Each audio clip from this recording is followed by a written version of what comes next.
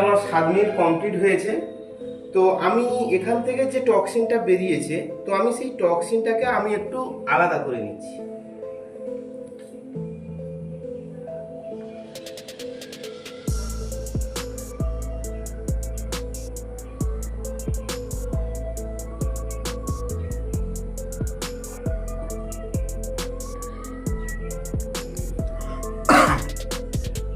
তো নিশ্চয়ই আপনারা বুঝতে পারছেন যে কতটা পরিমাণ টক্সিন বেরিয়েছে, সেটা আপনারা উপভোগ করতে পারেন বা দেখতে পাচ্ছেন। তো আমি জাস্ট সেখান থেকে যতটা পেরেছি আমি নিয়েছি। তো আপনাদের কাছে আমার একটাই প্রশ্ন, যে কোনো গাঁজা সেখান থেকে কি কোনো বিস্ফোরণ হতে পারে, বা সেখান থেকে কি কোনো বিস্ফোরণ হওয়া সম্ভব? নিশ্চয়ই না।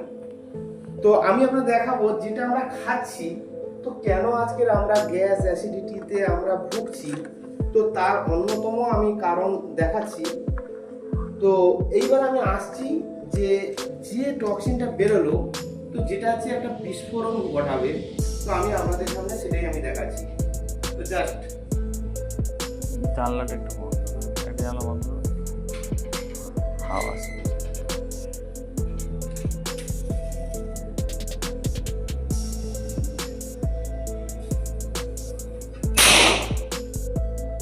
তো নিশ্চয়ই বুঝতে পারলেন যে আমরা কি খাচ্ছি। যে জিনিসটা আমাদের শরীরের মধ্যে থেকে এত পরিমাণ টক্সিন যদি আমরা খাই, কেন আজকে গ্যাস অ্যাসিডিটি, আজকে 90% লোক যেখানে আজকে গ্যাস অ্যাসিডিটিতে ভুগছে। তো নিশ্চয়ই আপনারা দেখলেন।